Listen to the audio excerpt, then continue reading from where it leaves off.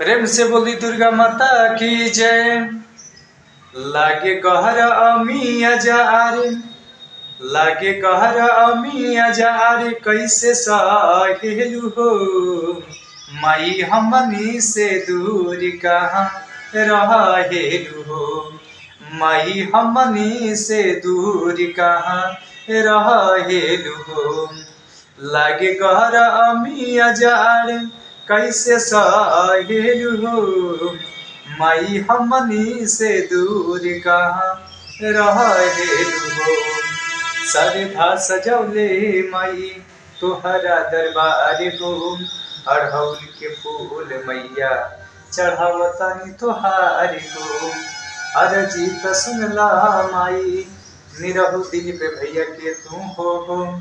तोहरे चरनिया में त आइल बानी हमहू हो। हर हर महादेव, जय माता।